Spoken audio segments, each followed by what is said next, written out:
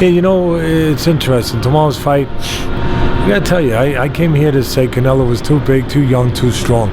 I'm not gonna. I don't know if I can say that anymore because I watched the weigh-in. He was drawn. He really was, and that concerns me. I understand those dimensions of this business. I understand how they can affect a fight, and I think that the pendulum just swung on the side of Cotto a little bit. When you're as drained and as gaunt looking to make the weight as Canelo showed himself to be, and from what the reports I heard,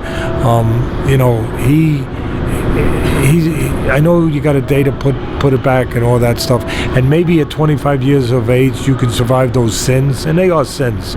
When you do things like that, you pay a penalty for it, but maybe you can survive it at 25, but it's not a good thing, and it definitely gives some help to Cotto, who came in here 3-1 underdog. It definitely gives some help to him, and I think Cotto can win the early rounds. Look, we've already seen that Canelo was exposed in the area of slow feet. I think we've seen it. I've seen it, at least from my perspective. And I know if I was the trainer, and I know that obviously, Roach is going to do a great job of having the right fight plan and having Cotto ready for what he needs to do. And for me, what that would be is to use your legs a little bit, because Mayweather, and look, there's no way I'm confusing Mayweather and Cotto, but I'm just saying Mayweather exposed, if you will, one of the flaws of Canelo.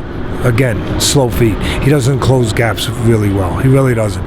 And so when Mayweather moved, he kept him off balance all night. Now Cotto, again, he's not going to be Pernell Whitaker in there. He's not going to be Mayweather in there. But Cotto can box a little bit.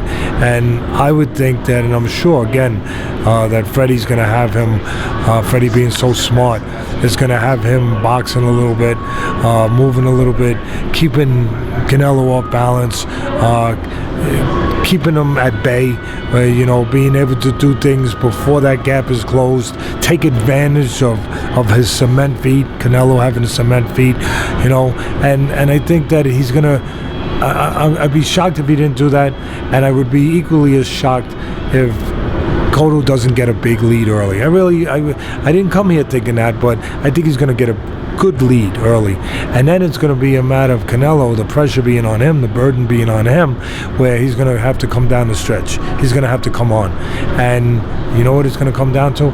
Yeah, it'll come down to being the bigger guy, the younger guy, the stronger guy. But is he going to be the stronger guy? Is he going to have enough in his tank after he killed himself to make weight? That's going to be the X factor, and I'm going to say right now that maybe not. Maybe the tank's going to be a little empty, and Cotto can pull off a nice upset. Last question: what advice do you give Canelo? I tell him you shouldn't have killed yourself making weight.